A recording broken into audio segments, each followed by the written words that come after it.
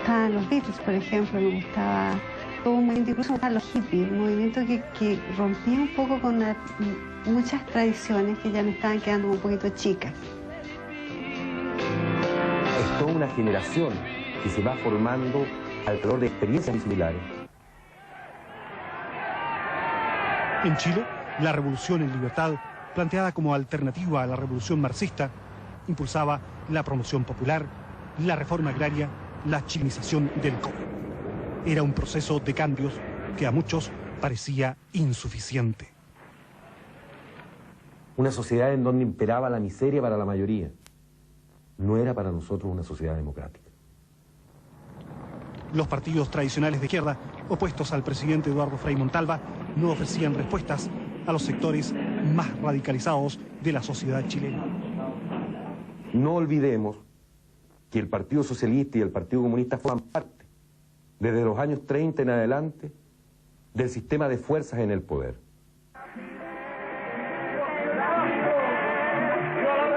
La revolución cubana resultó inspiradora para muchos impacientes. Podría decirse, se nos cayó la chaucha.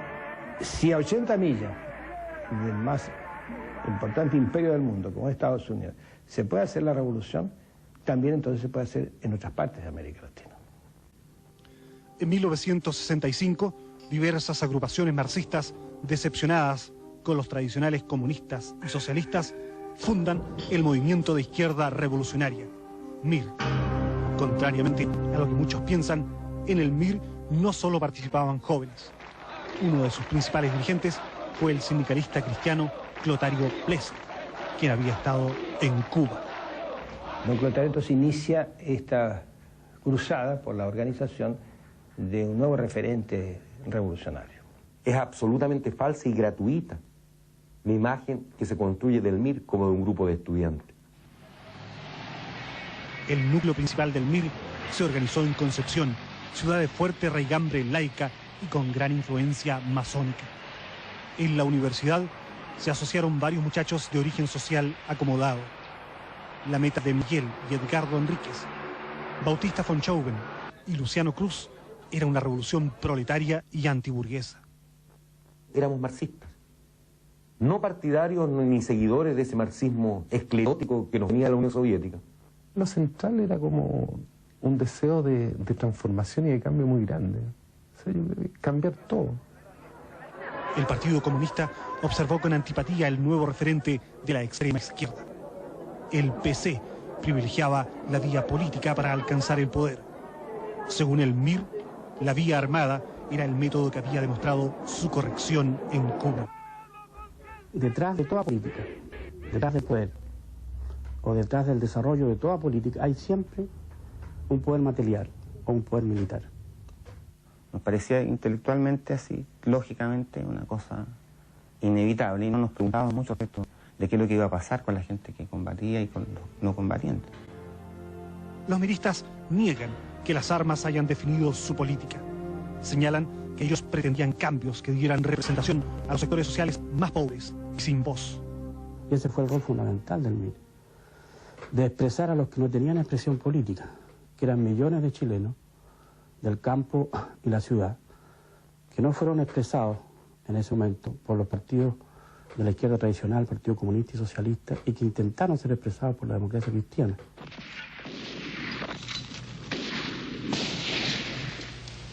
En octubre de 1967 muere en la selva boliviana el guerrillero internacionalista Ernesto Che Guevara. Su patética incursión al corazón sudamericano inflamó a los revolucionarios del mundo y de Chile. El Che va a encarnar en nosotros como un ideal de hombre. Todo esto, este concepto de construir un hombre nuevo nos va a tocar profundamente, porque en general somos una generación muy generosa y el Che ha encarnado un poco eso. El tema central de la Revolución Cubana era un tema ético-moral. Y por eso que el peso del Che es tan grande en las filas del MIR de esa generación.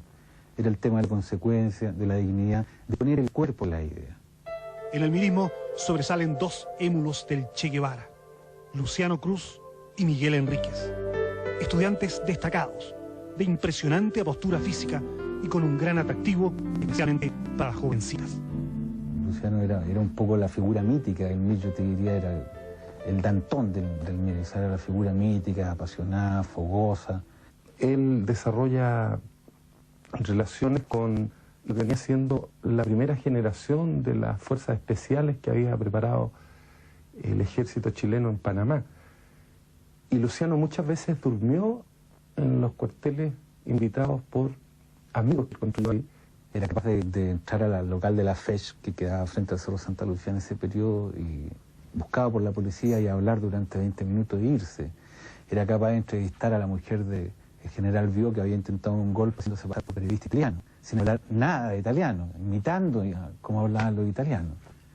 La otra figura legendaria era Miguel Enríquez, el hijo del rector de la Universidad de Concepción, Edgardo Enríquez, prohombre de la masonería y el radicalismo. Era alegre, risueño. Y además, no soy imparcial para juzgarlo, era hermoso, un hermoso muchacho, de una sonrisa encantadora, atrayente. Discutía con todo el mundo. Jamás quería perder una discusión, de lo que fuera. Era un hombre que iba a lo mismo a una acción armada, que se encargaba lo mismo de tareas de organización, que teorizaba. Los miristas, encabezados por estudiantes buen mozos, vestidos con chaquetones azules y luciendo largos bigotes, comenzaron a ejercer una poderosa influencia en la juventud y a disputar territorios de la izquierda. Nosotros cuando queríamos ir a repartir nuestras declaraciones en el carbón, eso teníamos que hacerlo normalmente a patadas, digamos, porque nos echaban de ahí, no nos dejaban acercarnos a los piques. O sea, teníamos una confrontación, digamos, relativamente permanente con el Partido Comunista. Los miristas no solo hablan de la vía insurreccional, se preparan para ella e inician un rudimentario aprendizaje militar. Se incorporaron algunos cuadros que eran de las fuerzas especiales, estos que conoció Luciano, que eran amigos de él, al MIR. Pero de verdad que la capacidad, digamos, que nosotros teníamos en ese momento era mínima. La primera escuela que alguna vez organizamos de aspectos militares, uno de nosotros enseñaba Clausewitz, otro que estudiaba ingeniería enseñaba topografía, construcción de mapas, etc. Los primeros conocimientos que en mi vida tuve de explosivos era un viejo manual del ejército, de por allá del año 10, que estaba en la biblioteca de la Universidad de Concepción. La juventud de los años 60 se caracterizó por un marcado idealismo. Los estudiantes participaban llenos de entusiasmo en actividades sociales y políticas, en movimientos de reforma y en los trabajos de verano. La inmensa mayoría volcó sus inquietudes en los partidos políticos que actuaban dentro de la legalidad democrática. Los jóvenes querían cambios, pero repudiaban la violencia. Solo una minoría fue seducida por la vía armada. Al MIR ingresaron algunos revolucionarios románticos y otros fríamente ideologizados. Muchos parecían no advertir las tremendas diferencias entre las realidades de Cuba y de Chile. El mirismo reclutó a marxistas y también a cristianos, seguidores de la teología de la liberación, admiradores del guerrillero colombiano Camilo Torres. Llamó la atención lo ilegal, ¿no? Para la gente de 16 años, lo más seductor que hay. El MIR tenía la gracia que era tolerante, digamos. La tolerancia no alcanzó a los militantes homosexuales. En el caso de una lucha clandestina, el tener un militante que puede ser chantajeado es un peligro. Fueron expulsados compañeros por esas razones, lo cual a mí me parece realmente absurdo. A fines de la década, la influencia mirista era incontrastable en la Universidad de Concepción. Sus líderes viajan a Cuba y a China. Comienzan a actuar en fábricas, campos y poblaciones. En Concepción, un periodista sobresale con sus denuncias contra el accionar mirista en la universidad. En definitiva, yo me transformé en una insignificante piedra en el camino de esta trayectoria de alcanzar el poder, ¿no? por medio de la violencia, por medio de las armas. Sus reiteradas acusaciones contra el avance mirista provocan urticaria en algunos dirigentes. Un grupo mirista, capitaneado supuestamente por Luciano Cruz, secuestra al profesional y le avergüenzan públicamente abandonándole desnudo. En Santiago, el diario La Segunda diría que Oces había sido violado. Y aparecí yo, un periodista secuestrado y violado en Concepción, incluso me agregaron que había sido violado. Mire, en realidad es bien anecdótico, me insultaron, me golpearon, me tomaron fotografías, una serie de cosas, me cortaron el pelo, en fin. Yo creo que fue un grave error, digamos, independientemente que el periodista era un señor extraordinariamente venenoso. El vejamen provoca la reacción gubernamental, iniciándose la represión al MIR. Muchos de sus dirigentes entran en la clandestinidad. El MIR es el único partido marxista chileno que condena frontalmente la invasión soviética de Checoslovaquia. Para los comunistas, el MIR era el caballo de Troya del imperialismo. En 1969, los miristas inician las acciones armadas. Luciano Cruz, Miguel Enríquez y los principales dirigentes participan personalmente en los asaltos bancarios, donde evidencian singular audacia. Éramos una organización que tenía que subsistir, que tenía que financiar su actividad. Y la plata que estaba en los bancos era plata de todos los trabajadores chilenos. Fortalecer el movimiento pasaba por realizar ese tipo de expropiaciones que tiene una connotación distinta a lo que es un vulgar robo, porque en lo central no era, digamos, una expropiación que hiciera con fines personales. Podían inventarnos cualquier cosa, pero nadie pudo decir de los miristas que éramos sinvergüenza. Nadie pudo decir que lucrábamos con nuestra actividad política. Nunca estuve de acuerdo y así se los hice presente a ellos. Nunca. Y para mí fue un dolor muy grande. El MIR tenía un extremo cuidado en planificar las acciones de manera que fueran correctas, ¿no? Esa era una decisión política. Creo que una de las primeras acciones de asalto a banco que se realiza el compañero que tenía que dar la orden era tartamudo. Entonces, pero nadie sabía que era tartamudo, se le despierta la tartamudez frente a la tensión del momento, y Miguel lo queda mirando con esa cara que tenía entre burlona y acusadora, y le dice: ¿grita una vez que venimos a asaltar o crees que venimos a depositar? Las fuerzas policiales no estaban preparadas para neutralizar a estos delincuentes jóvenes, osados e inteligentes. Los miristas denominan expropiaciones a sus robos. Con el dinero financiarán al partido, pagarán sueldos a los revolucionarios profesionales y comprarán armas. Los asaltos bancarios y las acciones armadas fueron ampliamente divulgadas por la prensa de derecha. Hay que reconocer una cosa. El Mercurio y la cadena de diarios del Mercurio jugó un rol bastante importante en darle al MIR una imagen y una proyección nacional y aún internacional. De algún punto de vista, o de alguna manera, el Mercurio fue el mejor propagandista que el MIR tuvo durante sus primeros años de vida. Los asaltos bancarios mixtas coinciden con la campaña presidencial que empieza en Chile. Luego de vacilaciones y debates, el MIR decide suspender las acciones violentas y apoyar, finalmente, a Salvador Allende. Las fuerzas trotskistas se han separado del movimiento y es la hora plena de los jóvenes lobos miristas.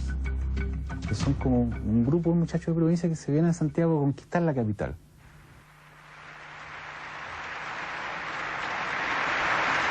Nos encontramos con la enorme sorpresa de que se habían ganado las elecciones, cosa que no estaba en los cálculos de ninguno de nosotros. Nosotros habíamos desarrollado un pequeño aparato de inteligencia, digamos, a esas alturas del partido, y nosotros logramos saber, después del triunfo de Allende, que se va a producir un atentado.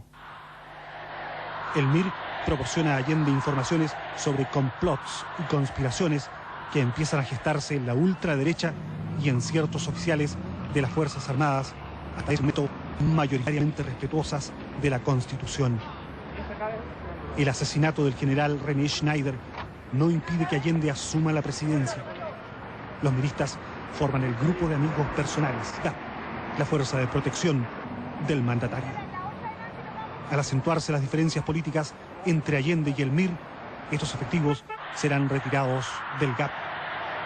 En una conversación en la que estaba Miguel de algún modo lo acusó de socialdemócrata. Y Allende le dijo, a mucha honra. Estábamos casi convencidos que la burguesía no iba a aceptar, digamos, que Allende terminara su periodo. Al final, al 73, los miristas eran una pequeña parte del GAP. Y esa pequeña parte, cuando nosotros nos retiramos del GAP, nos trajimos las armas. Eran 2 cañones, sin retroceso, y unos 10, 12 fusiles, digamos, que era todo el armamento del MIR, al momento del golpe. Entre 1971 y 1973, proliferan los viajes de los miristas a Cuba. Decenas de militantes reciben instrucción militar en Punto Cero, un establecimiento para la formación de cuadros revolucionarios. Empiezan también a acopiarse las armas en Chile. Aunque amigo de Allende, Fidel Castro no oculta su simpatía por Miguel Enríquez y por el MIR. Más de una vez los llevó a La Habana y los llevó incluso a sus casas reservadas de campo que tenía ya pescar y a nadar juntos. Allende no permitió que nos dieran armas. Y nunca nos dijo que llegado el momento habría armas para todos los revolucionarios, ¿no?, en Chile. A mí me regalaba una pistola, una subametralladora, como a otros miembros de la comisión política de MIR, pero me la entregaron acá en Santiago. Supongo que vendría por valija diplomática. Los miristas empiezan a hablar del poder popular. La confrontación violenta a algunos parece inevitable y las armas adquieren relevancia. Desarrollamos cierta política tendiente a la construcción de armamento. Y aquí se produjo granadas y una subametralladora. Había habido durante todo el año 72-73 un proceso de compra de armas del MIR bastante importante. Nosotros teníamos gente entrenada, mucha más que esa cifra, diría que son unos 400 personas entrenadas. No con entrenamiento militar completo, pero con algún entrenamiento militar.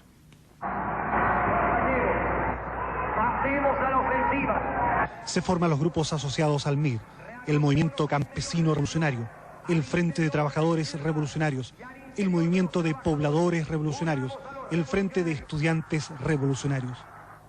El MIR comienza a operar al margen del gobierno, promoviendo las tomas de fábricas, fundos y todo tipo de empresas. El trabajo político en el campo, bueno, era organizar sindicatos, en fin, tomarse los fondos, casi indiscriminadamente, pero tomárselo, digamos, era la idea. Cada día íbamos bajando más, de 80 hectáreas, 40 hectáreas, 20 hectáreas, terminamos tomándonos todo lo que había en la zona. En el sur, las acciones del Movimiento Campesino Revolucionario, dirigido por Roberto Moreno, apuntan a una masiva expropiación agraria y a sumar a los mapuches en reivindicaciones de tierras. Fue uno de los temas entre la Unidad Popular y el MIR, digamos, de los conflictos. La movilización directa de los campesinos que nosotros continuamos desarrollando. En 1971 muere accidentalmente Luciano Cruz. En sus funerales, Miguel Enríquez declara que el dirigente había estado trabajando al interior de las Fuerzas Armadas. Nosotros hicimos frente a las Fuerzas Armadas un trabajo político público, mal puede hablarse de infiltración. Nosotros llamamos los primeros en Chile a darle el derecho a voto a los suboficiales, a los clases y a los soldados. Después se los dio la dictadura, porque ya los tenía todos ganados. Los miristas habían establecido contactos con oficiales, suboficiales y tropa de las Fuerzas Armadas. Nadie era tan loco como pensar que a partir de 300 o 400 jóvenes, sin armamento era posible derrotar, o con armamento era posible derrotar al ejército. O sea, la idea era infiltrarlo, como se dice, penetrarlo y eventualmente anular alguna de sus unidades o lograr que alguna de las unidades se pasara al campo de la defensa del gobierno constituido. milicias ultraderechistas han empezado también a actuar. El país parece sumirse en una espiral de violencia, atentados y retórica incendiaria. Chile se encamina inexorablemente a la tragedia. La infiltración mirista en las Fuerzas Armadas quedó en evidencia durante el tanquetazo de junio de 1973. Según Patricio Rivas, suboficiales de la Armada lograron por entonces apoderarse de algunos buques, de manera similar a lo ocurrido en 1931, cuando marineros chilenos se amotinaron revolucionariamente, tomando el control de la escuadra durante algunos días. Es un crucero, yo no sé si en ese momento estaba el Prat y el O'Higgins, no recuerdo cuál de los dos, pero los marinos, el sargento Cárdenas, un conjunto de marinos, que son procesados después por insubordinación, lo que hicieron fue tomarse el barco, cuando vieron que venía el golpe para el tanquetazo. Digamos, o sea, el trabajo del MIR en las Fuerzas Armadas era muy grande. Lo que pasa es que para el tanquetazo, mucho de ese trabajo se devela, se muestra. Entonces, en septiembre tú tenías trabajo secreto, tenías muy poco de lo que habías tenido antes de junio, antes del intento de tanquetazo. Muchos milistas pensaron que las Fuerzas Armadas podrían dividirse entre constitucionalistas y golpistas, pero ello no ocurrió. Los militares, que simpatizaban con la izquierda y con el MIR, no actuaron y pronto fueron detenidos, torturados y procesados. Algunos fueron ejecutados y otros lograron exiliarse. El golpe, pese a lo anunciado, fue una sorpresa para la dirección mirista. La imagen que tengo, que me queda en la retina, es de filas y filas de trabajadores que van caminando por la gran avenida, en una actitud, yo te diría, no pasiva, pero en una actitud claramente de repliegue, de reflujo, de incertidumbre, de no tener una disposición, por lo menos en ese momento a nivel masivo, de enfrentar la situación. El MIR trató de organizar alguna resistencia al golpe en los cordones industriales, pero pronto fue aplastado. Había unos 400 miristas en disposición combativa de un total de 10.000 militantes. Yo pienso que Fidel no fue suficientemente explícito con sus subordinados, digamos, porque el día del golpe nosotros fuimos a la embajada a ver si nos podían dar algo y el funcionario responsable se negó. Entonces no tuvimos. No sé si había en ese momento en la embajada, yo entiendo que había. La resistencia armada del MIR y de sus cuadros de dirección estuvo focalizada en Cerrillo, Vicuña Maquena, Santa Rosa, Macul. Y duró durante todo ese día, virtualmente hasta el día 12 al mediodía, porque la orden que había era resistir. Y hasta que no llegó la orden de repliegue, que llegó el día 12 como a las 11 de la mañana, poco antes de las 12 me acuerdo, la gente resistió. De hecho, miristas murieron ese día como 12 en enfrentamiento. Se derribó por un helicóptero en Luchetti, la fábrica de tallerines, en Fensamadensa, en Indumet, en varias fábricas de la zona. Y la gente que sí tenía armas estuvo dispuesta a compartirlas con nosotros. Después del golpe nos llegaron, pero más de las que necesitábamos, más de las que podíamos guardar. Entonces fue una especie de vértigo de por fin encontrarnos con las armas y se desperdició una enorme cantidad de energía que debió haber sido puesta al servicio de salvaguardar a la gente, en andar trasladando fusiles AK, bueno, todo lo que había, digamos, que era bastante, ¿no? Te diría camiones, ¿no? O sea, un camión, por lo menos ser un camión con armas, digamos, o sea, estoy hablando de 200, 300 fusiles. Mientras la ola represiva se abatía sobre los políticos del gobierno derrocado, los miristas lograban sumergirse en la clandestinidad, aprovechando sus procedimientos secretos, compartimentalizados y conspirativos.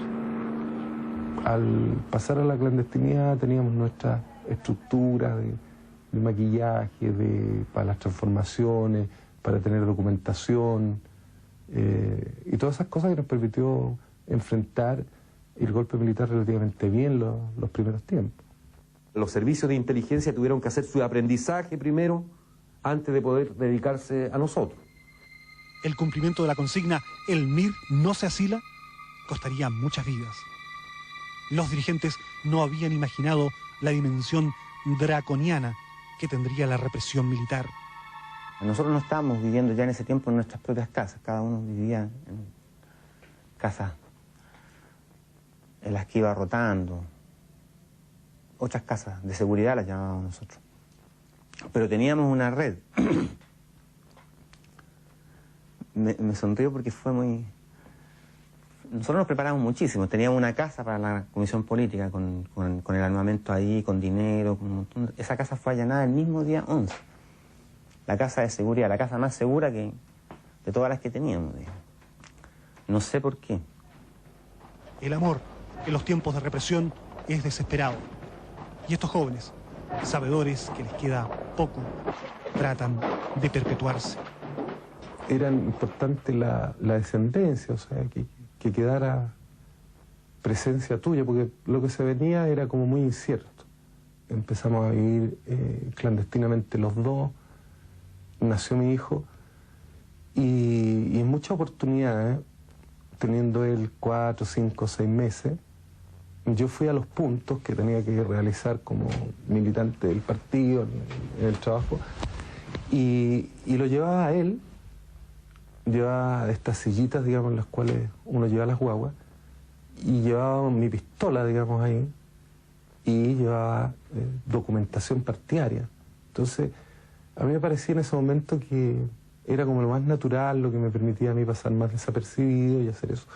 Sin embargo, posteriormente, después que fui detenido, que conocimos los aparatos represivos por dentro, me pareció una locura. Los servicios de seguridad del régimen descendieron con todo su ilimitado poder sobre el MIR. La CIFA, el Servicio de Inteligencia de la Fuerza Aérea, y la DINA del general Manuel Contreras compitieron en la lucha antimirista. Cayeron centenares de miristas que empezaron a conocer el infierno de la tortura. Uno de los primeros fue Óscar Troncoso, hijo de un prestigiado general de carabineros. Me ponen electricidad, me queman, me cortan, me pegan. En algún momento escuchaba unas campanas, con lo cual después supuse que estaba en la calle Londres. Yo me daba cuenta que me quemaban el cuerpo porque sentía olor a quemado, no ni siquiera porque me dolía. Tal vez fíjate que nosotros estábamos más preparados para morir que para enfrentar la tortura. Tengo una reacción muy mala con la electricidad. Prefería que me pegaran, ponte tú, antes que me pusieran corriente. Me produce una especie de pavor desestructurante. Pensaba que me iban a fusilar, que eso es lo que me iba a pasar. Entonces yo pensaba, en el momento que me vayan a disparar, yo tengo que gritar algo. Entonces pensaba que Pueblo, Conciencia y Fusil, MIR, que era nuestra consigna, era muy larga, que no iba a tener tiempo. Entonces tenía que ser otra cosa más corta. ¿Ah? Entonces pensaba que vive el socialismo era como que a lo mejor lo alcanzaba a decir. O sea, esa era mi reflexión inicial cuando yo voy detenido. Entonces enfrentar después este proceso de tortura cambia la situación, porque es un enfrentamiento de otra naturaleza. La ideología ahí no te sirve para ni una cosa, lo que te sirve son otras cuestiones. Yo pensaba en mi papá, ponte tú, y sentía que tenía como una especie de fuerza. En el amor que yo estaba viviendo en ese momento con mi compañero me dio mucha fuerza, o sea, porque me pensaba yo lo que iba a pensar de mí si yo hablo, o lo que yo voy a pensar si él habla, o sea, se me va a desmoronar. En diciembre es abatido Bautista Van Schouwen, y en marzo de 1974 son aprehendidos importantes dirigentes. Miristas como la flaca Alejandra no resisten la tortura y comienzan a colaborar con los aparatos de seguridad. En Televisión Nacional son entrevistados varios miristas llamados quebrados por sus compañeros. No nos han sumergido la cabeza en petróleo ni nos han colgado de los pies. Eso no es.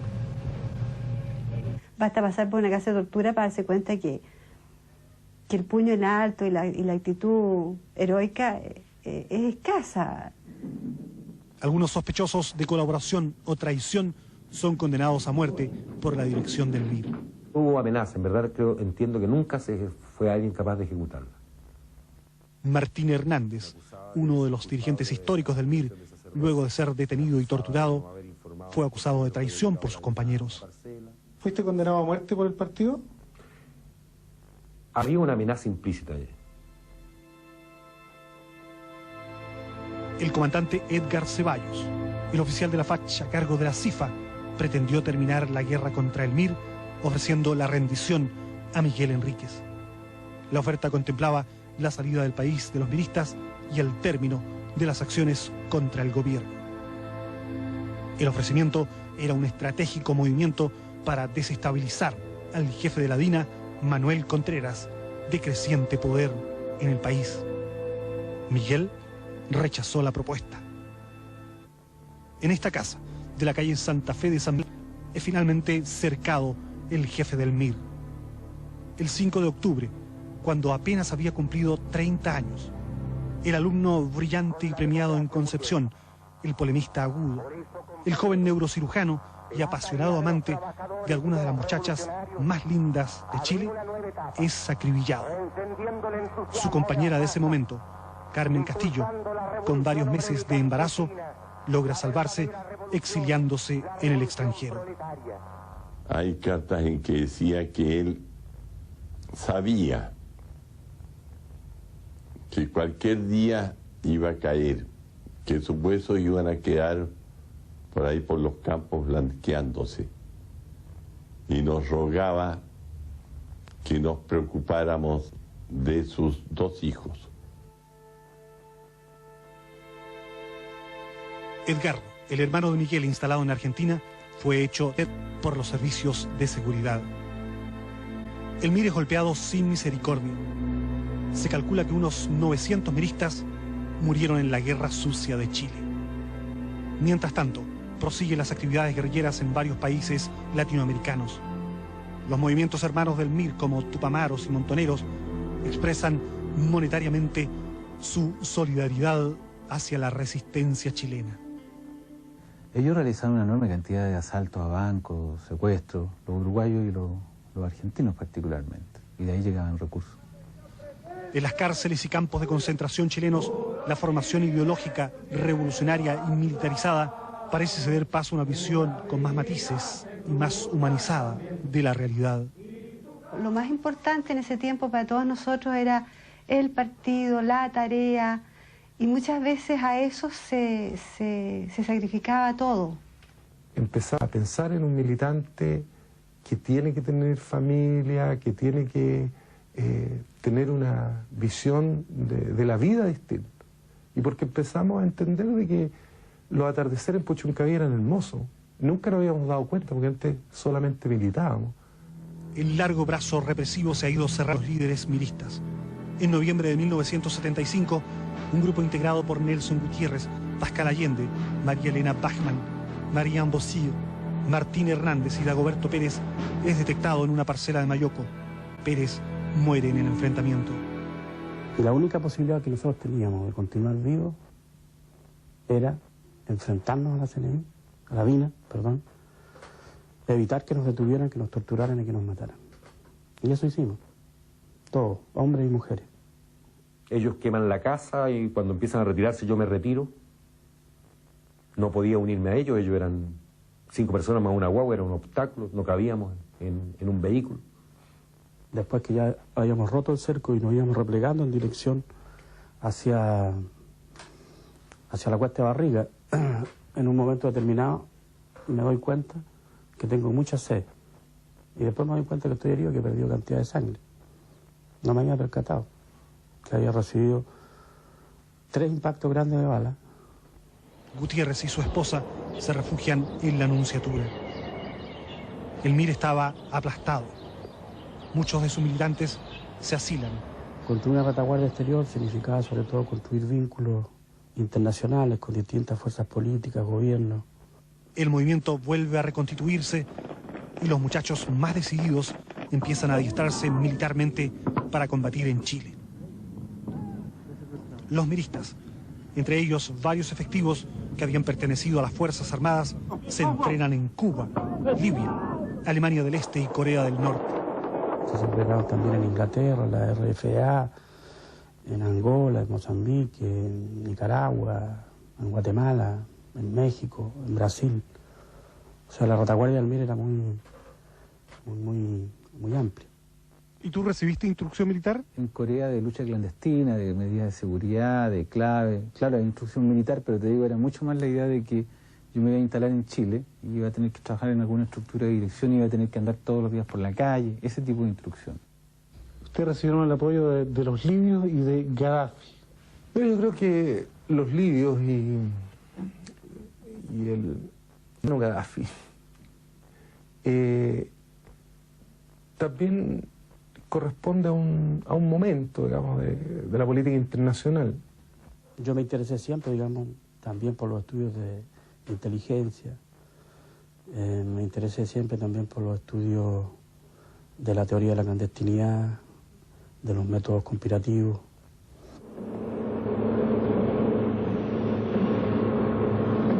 El apoyo de los grupos rebeldes o revolucionarios de todo el mundo, incluidos la OLP, la ETA vasca, el IRA irlandés, es para los miristas solidaridad revolucionaria. Para los servicios de seguridad del continente es la Internacional del Terror, que opera teleguiada desde Moscú. El triunfo del sandinismo en Nicaragua fortalece las esperanzas revolucionarias y muchos miristas participan en la lucha contra Somoza. En 1980 está en pleno desarrollo la Operación Retorno, iniciada en 1978.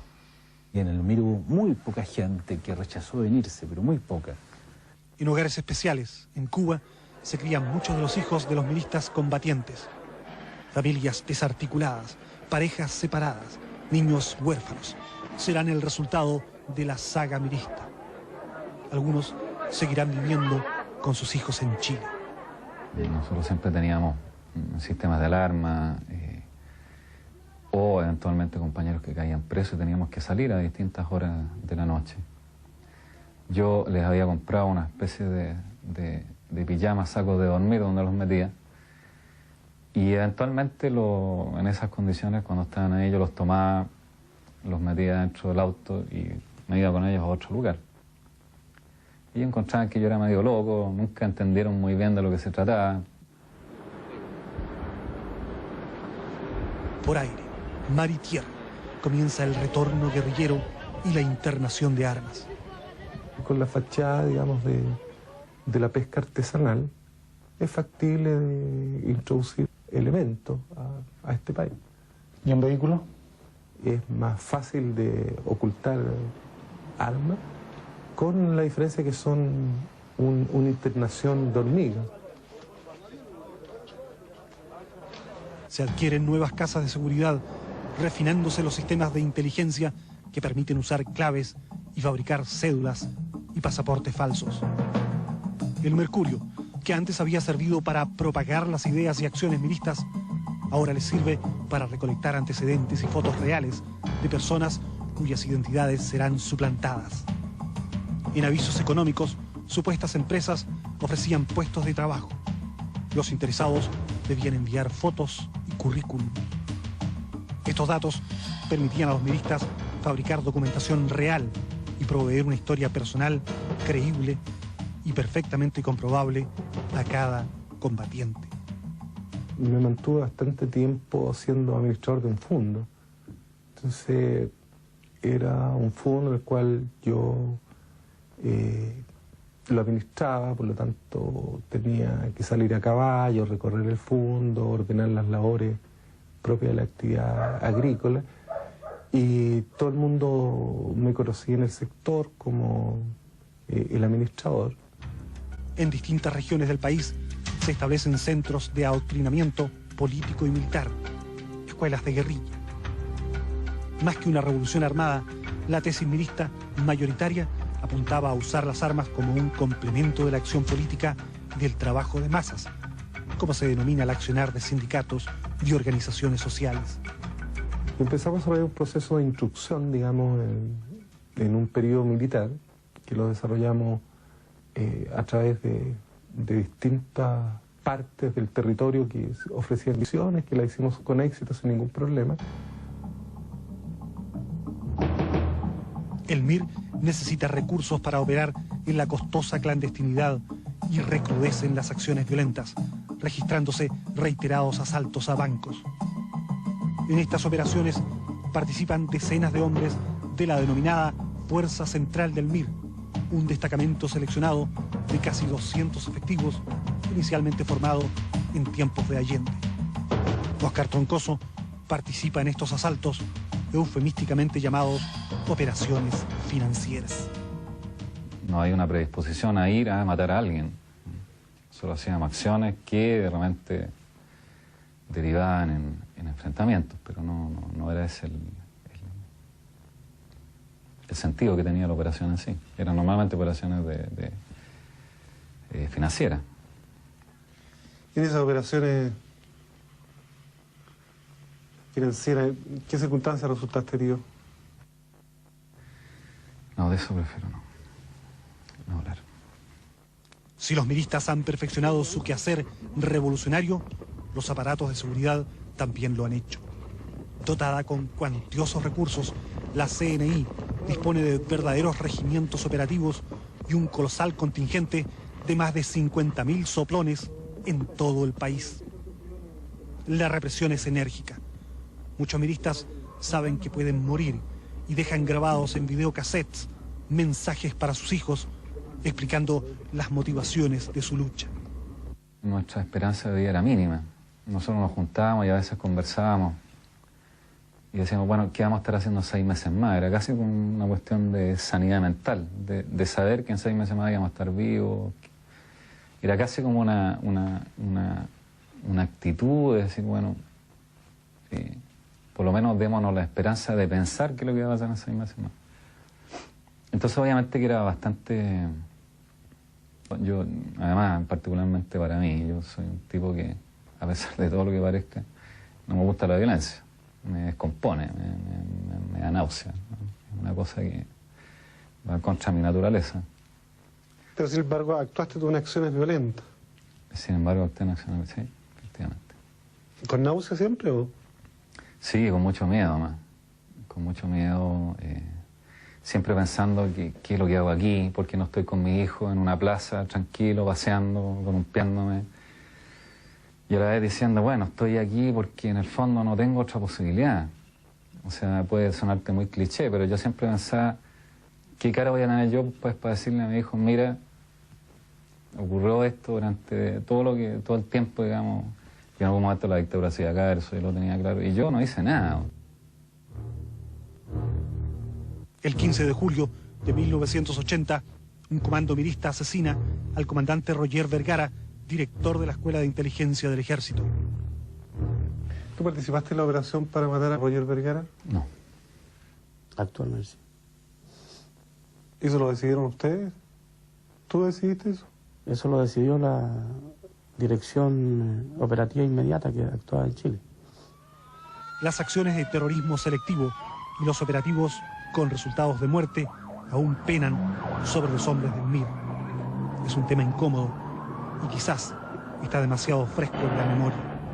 Había la decisión de pasar a una política de hostigamiento contra los oficiales que estaban vinculados directamente en la represión. Pese a que el MIR en más de una oportunidad desdeñó la estrategia de los focos revolucionarios, en 1981 materializa un disparatado proyecto para montar focos guerrilleros junto al volcán Yaima, en la cordillera de Nahuelbuta y en la zona de Neltume. Numerosos jóvenes, adiestrados en el extranjero, comienzan a desplazarse y construir refugios o tatús en la desolada y lluviosa selva de Neltume. Carentes de ayuda logística, sin contacto con campesinos o trabajadores, el grupo es finalmente detectado y aniquilado. Decenas de miles de dólares canalizan los miristas hacia estas fantásticas operaciones de guerrilla rural.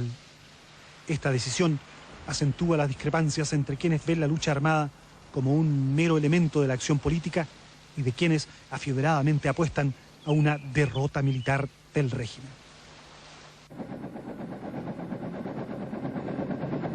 La violencia guerrillera mirista nunca prendió en el pueblo chileno, ni tuvo acogida en la coalición política que desde la derecha a la izquierda pretendía pacíficamente acabar con la dictadura. Muchos miristas, fracaso de la opción militar y para algunos la violencia se tornó insoportable, especialmente para aquellos que debían acuartelarse durante días esperando la orden para participar en una acción armada. Esta misma historia de salir 10 y volver 8, cada vez que uno salía volvía uno menos. Esto de los cassettes que nosotros habíamos entregado, que ya se empiezan a materializar, se le empiezan a entregar a las familias, una cosa que para uno era, al principio le da hasta un poco vergüenza hacerlo, se da cuenta que empieza a ser realidad. Ya había quedado a un lado el MIR y había esto ya la gente en general, la clase obrera, a la que uno se ponía a representar, lo tomaba como una guerra entre los extremistas y las fuerzas de seguridad. El 30 de agosto de 1983, la Fuerza Central del MIR, muchos de cuyos efectivos habían sido ya liquidados, vuelve a actuar en un atentado desesperado y feroz. Es asesinado el intendente de Santiago, general Carol Ursúa. Mueren también 2 cabos del ejército. El vehículo de Ursúa recibe más de 60 impactos. Yo no sabía ni que iban a matar al Carol Ursúa, ni cuándo, ni cómo, ni nada. Suponía. Hice partícipe de mi desacuerdo, digamos, con él. Ya también un poco hastiado de todo, digamos. Cansado, no sé. Además que está toda la cosa humana. O sea, no puede ser que nosotros sigamos haciendo lo mismo que han hecho ellos. Ahora, eso fue bastante providencial, porque de hecho la gente la estaba siguiendo. Y toda esa gente cayó. ¿Sí? Cayó después de la operación y de ahí vino una masacre, digamos, que es donde matan al jefe máximo militar del MIR, al Coño Villavela. Las represalias contra el MIR no se hicieron esperar. Fueron fulminantes. La mayoría de los participantes en el atentado fueron exterminados sumariamente en las calles Fuente Ovejuna y Janequeo.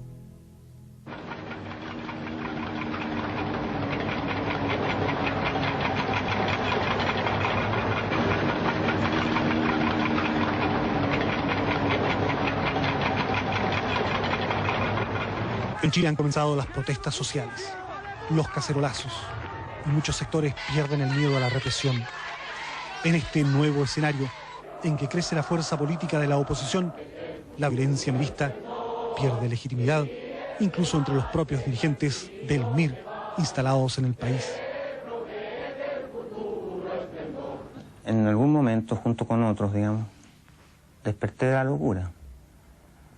Entendí que la forma de enfrentar a la dictadura era la participación en los comités de elecciones libres, después en el plebiscito. Entendí que la gente iba por ese camino. Habíamos fracasado y que efectivamente era imposible, ¿no?, de desarrollar una guerra contra la Fuerza Armada chilena por sus características y porque no habíamos logrado ganar el apoyo popular. Pese a las derrotas, la facción dirigida por Pascal Allende plantea que las protestas han creado las condiciones para un proceso político-militar que conduzca revolucionariamente a la toma del poder. El grupo de Nelson Gutiérrez señala que el MIR debe incorporarse a la lucha política en una amplia alianza opositora. Mientras los miristas veteranos discuten el mejor camino para combatir la dictadura, en algunos sectores radicalizados, la prédica revolucionaria surtía efecto. En la Villa Francia, unos murales callejeros recuerdan todavía a los hermanos Rafael y Eduardo Vergara, quienes actuaron en el MIR cuando el movimiento ya iniciaba su repliegue militar y entre ellos fermentaba la confusión ideológica. La señora Luisa, madre de los hermanos Vergara, ha convertido algunos rincones de su vivienda en santuarios para recordar a sus 3 hijos. 2 de ellos muertos en un enfrentamiento con la policía y el tercero fallecido mientras manipulaba una bomba. Mi hijo era igual que yo, vehemente. Él quería cambiarlo todo. Él era un místico, Él quería cambiarlo todo, no podía, sufría con todo, sufría con los niños que no comían, sufría con las mujeres, sufría con los hombres que no tenían trabajo, era vehemencia pura. Yo supe que Rafael estaba muerto, lo supe en ese momento, pero nunca me imaginé que Eduardo estaba, nunca, porque Eduardo, no me imaginé. Eduardo también era muy centrado, parecido a su padre. Rafael era como yo. Él era blanco o negro, como te decía. Cambian o no se cambian. Tú das la vida o no la das.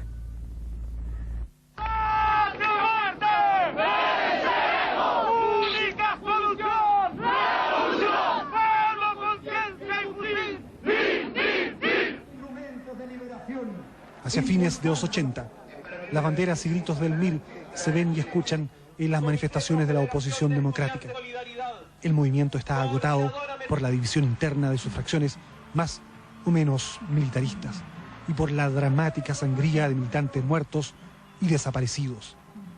Otros grupos violentistas comienzan a aparecer en Santiago y otras ciudades. Han surgido el Grupo Lautaro y el Frente Patriótico Manuel Rodríguez. Para los más jóvenes reclutas del MIR, el gradual abandono de los fierros y de la vía armada no es fácil de aceptar. ¡Contra la impunidad criminal! ¡Resistencia popular! ¡Luchamos hasta vencer! ¡O morir! ¡Repliegue! Todavía era posible ver hacia finales de los 80 a jóvenes milistas confundidos en manifestaciones nocturnas con lautaristas y frentistas. Pero eran los estertores de una lucha que parecía haber perdido toda justificación. Los románticos y violentos sueños revolucionarios estaban dando paso a la realidad prosaica de los acuerdos, las transacciones y la negociación política que caracterizaron a la transición hacia la democracia. Bueno, yo soy producto de una generación con muchos sueños, ilusiones.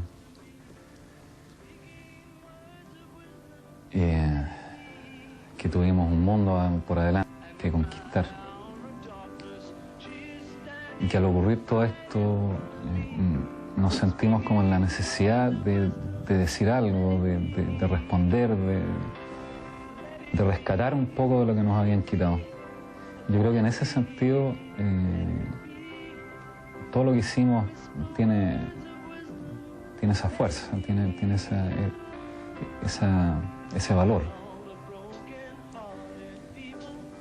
Obviamente que si uno se pone a pensar, bueno, si no hubiera hecho esto, lo otro, lo demás, ya a lo mejor muchos de esos que además eran mis amigos y que además eran estos jóvenes, como yo te decía, románticos, y humanos y maravillosos, estarían vivos. Pero creo que no nos quedó otra alternativa. Queríamos cambiar el mundo, pero el mundo nos cambió a nosotros. When I find myself in times of trouble, Mother Mary comes to me, speaking words of wisdom, let it be. Tú estudiante, tú joven obrero campesino, tus ansias de respirar el aire puro están en tus manos.